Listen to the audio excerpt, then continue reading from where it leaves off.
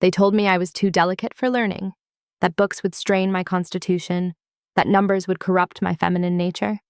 My father said these things while standing in the parlor of the house my mother designed.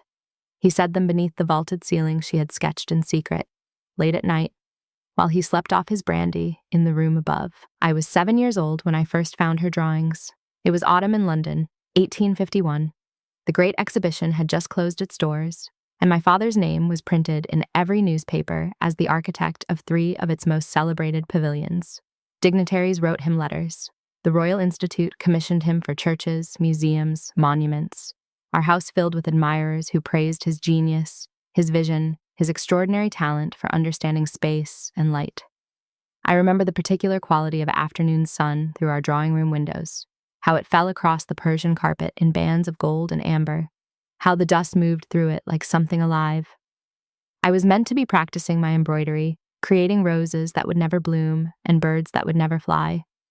My governess had left me there with strict instructions about posture and patience, 2 qualities she believed I lacked. The house was quiet that day. My father had gone to Cambridge to lecture on classical proportions. The servants were occupied with preparations for his return. I set down my needlework and walked through rooms that felt larger in his absence, less oppressive, as though the walls themselves could breathe when he was gone. I found myself in his study, a room I was forbidden to enter. The desk stood before the window, covered in papers held down by weights of polished brass, plans and elevations, correspondence with contractors, letters from admirers. I touched nothing at first, only looked, the way one might look at artifacts in a museum. Then I saw the corner of something beneath the largest stack of papers, a different kind of paper, older, yellowed at the edges. I pulled it free carefully. It was a sketch of our house. But the lines were different from my father's precise mechanical drawings. These had grace, fluidity, a kind of poetry in their proportions.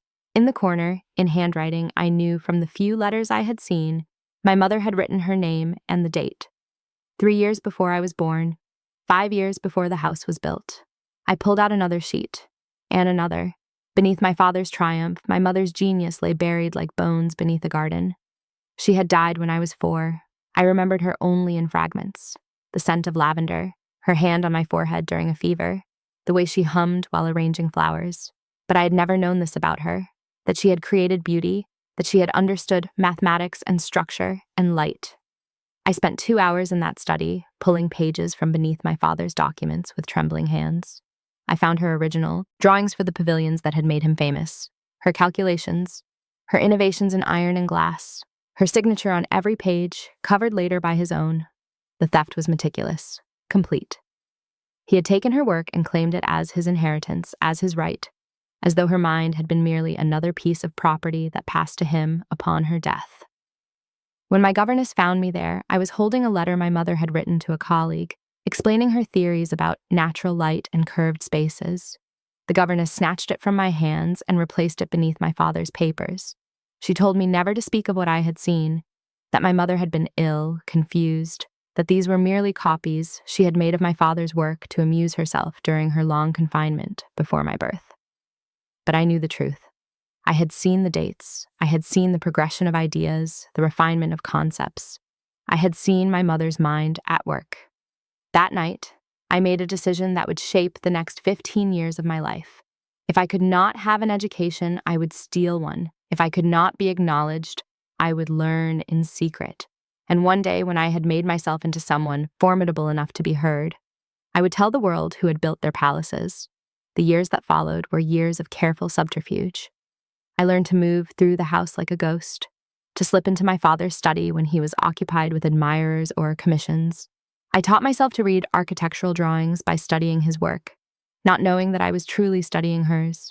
I memorized the books on his shelves. I copied mathematical formulae into the margins of my embroidery patterns. When I was 12, I discovered that our housekeeper's nephew worked as a junior draftsman for my father's firm. His name was Thomas, and he was kind in the way that only the truly powerless can afford to be kind. He would leave books for me in the conservatory, hidden behind the ferns, nothing too obvious, nothing that would be missed.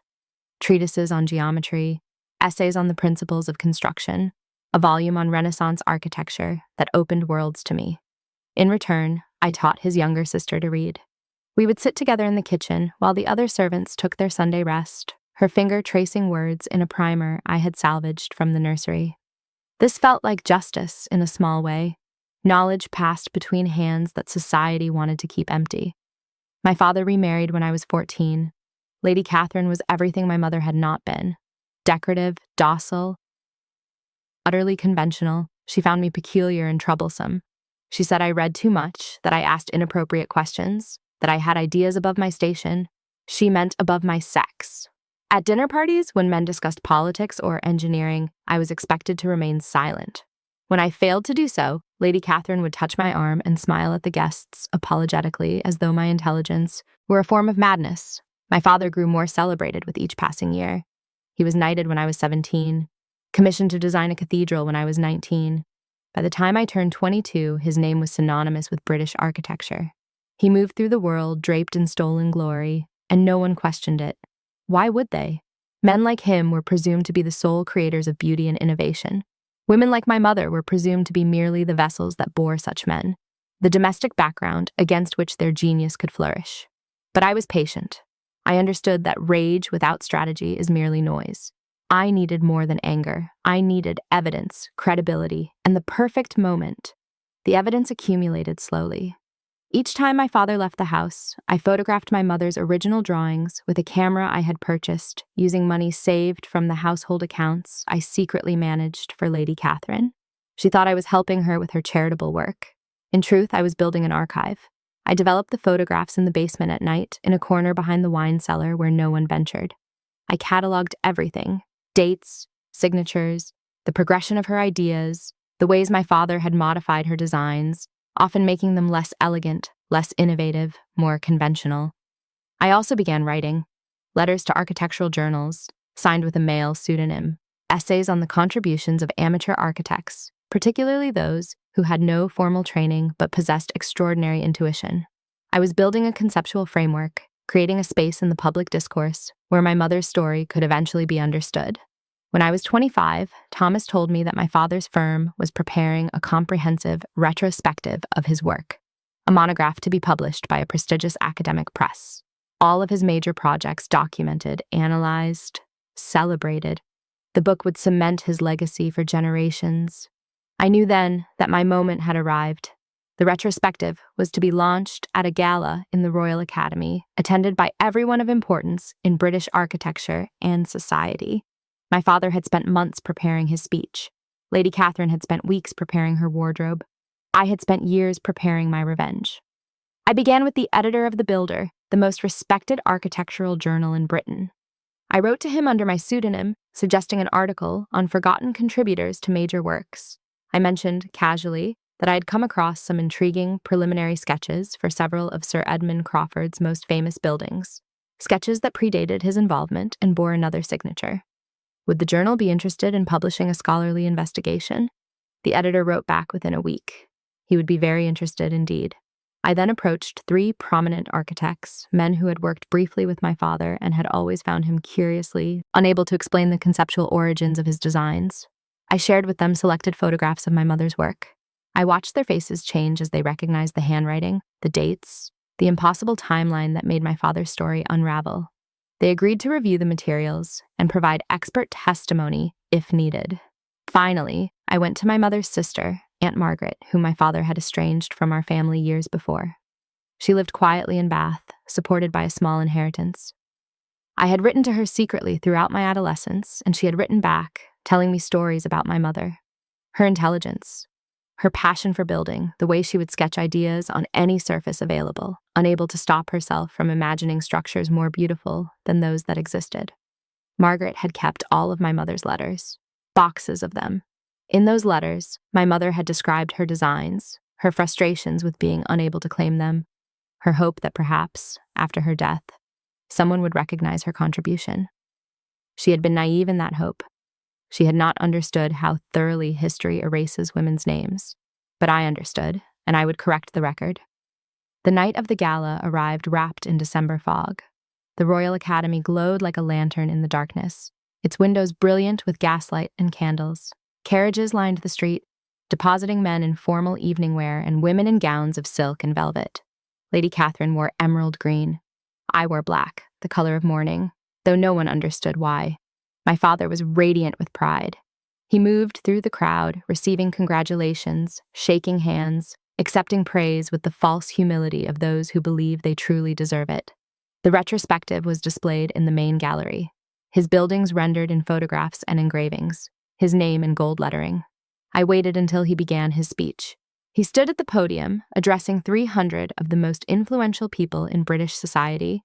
He spoke of inspiration, dedication, the loneliness of genius. He thanked his colleagues, his patrons, his dear wife, Catherine. He did not mention my mother. Halfway through his speech, as he described the design process for the Crystal Pavilion, I stood from my seat. The room fell silent. My father paused, confused. Lady Catherine's face froze in horror. I walked to the front of the hall, my heels sharp against marble. I carried a leather portfolio that contained everything. Every photograph, every letter, every piece of evidence that proved my mother had been the architect of his success. "Forgive the interruption," I said, my voice carrying across the sudden stillness. "But I believe there has been an error in the historical record." My father's face went white. He knew, in that moment, exactly what I was about to do. I opened the portfolio and held up the first photograph. My mother's original sketch for the Crystal Pavilion, dated 1847, signed in her hand, 3 years before my father claimed to have designed it. "This drawing," I said, "was created by Eleanor Crawford, my mother, who died in 1855. Her signature is here, the date is here. This is not a copy of my father's work. This is the original from which my father's work was copied." The silence deepened. I saw confusion, skepticism, and then, gradually, understanding begin to dawn on certain faces. The architects who had reviewed the materials, the editor from the builder, who sat in the third row with a notebook open on his lap. I continued methodically. Each design, each building, each innovation that bore my father's name but carried my mother's mind. The cathedral, the museums, the bridges and galleries and schools, all of it traced back to sketches and calculations in my mother's hand. "My mother was denied a formal education," I said. "She was denied admission to the architectural societies. She was denied the right to claim her own designs. My father took them, presented them as his own, and built a career on her stolen genius. This retrospective is not a celebration of his work. It is a monument to her erasure." My father tried to speak. He attempted to claim that my mother had been his assistant, that her sketches were merely preliminary explorations of ideas he had given her. But his voice shook. His explanations contradicted themselves. The dates betrayed him. The progression of concepts betrayed him. The quality of the original work, so clearly superior to his later modifications, betrayed him. An architectural historian in the audience requested to see the materials, then another, then another. The portfolio passed from hand to hand. Murmurs grew to conversations. Conversations grew to arguments. Lady Catherine fled the room in tears. My father stood at the podium, his triumph disintegrating around him like paper in rain. I did not stay for the conclusion.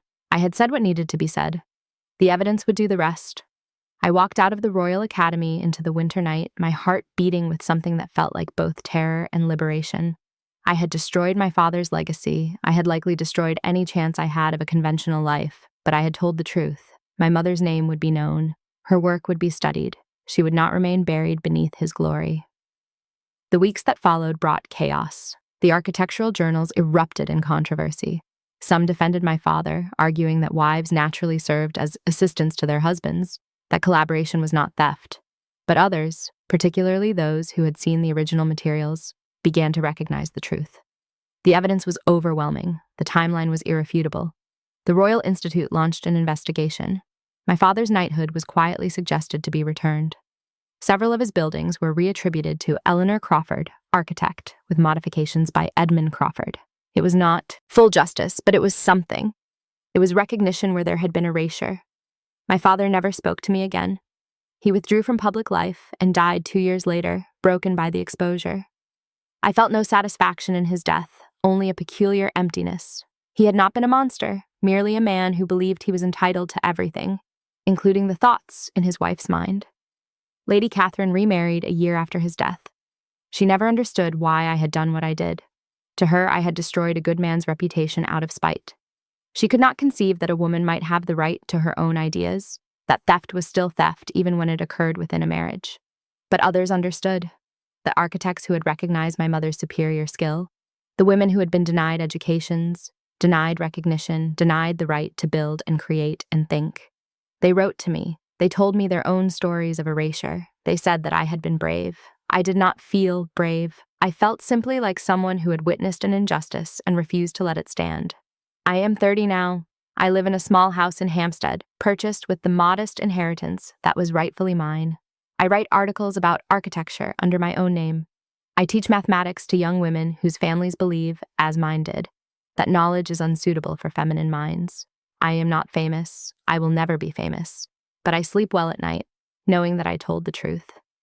My mother's drawings hang on my walls now. The original sketches that he tried to bury. They are beautiful even in their fragility, the paper yellowed, the ink fading. But the ideas remain clear. The calculations remain elegant. Her mind remains visible in every line. Sometimes late at night, I wonder what she would think of what I did, whether she would approve of how I destroyed my father to resurrect her, whether she would have wanted to remain silent, to let her work live anonymously rather than cause such upheaval. But then I remember the letter I found in the final box of her papers, written a week before she died. She had been weak by then, barely able to hold a pen. But she had written to me, though I was too young to read it at the time. My father had hidden it, of course, but I found it years later, pressed between the pages of a book on ancient architecture. My dearest daughter, she had written, if you are reading this, then I am gone. I want you to know that I loved building more than anything except you. I loved the way light moves through space. I loved the way a single line could imply an entire structure. I loved the way mathematics could create beauty. Your father will likely claim my work as his own. This was always the bargain of our marriage, though I did not fully understand it at the beginning. I want you to know the truth. I want you to remember that women can create cathedrals, that we can understand proportion and harmony, that our minds are not weaker or lesser, only hidden. Be brave, my darling.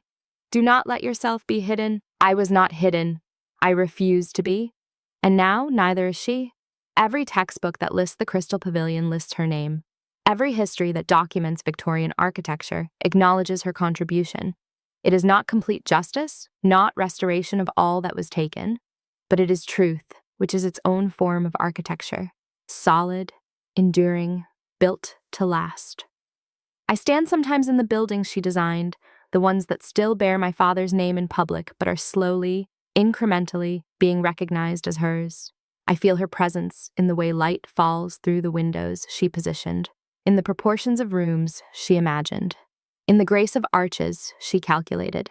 She taught me, without ever knowing she would, that silence is not peace, that dignity does not require submission, that sometimes the most elegant structure we can build is the truth, even when it destroys what came before. They told me I was too delicate for learning. They were wrong. I was steel beneath silk, foundations beneath flowers, and I used everything they tried to deny me to restore what they had tried to bury. My mother built palaces, and I made certain the world would know her name.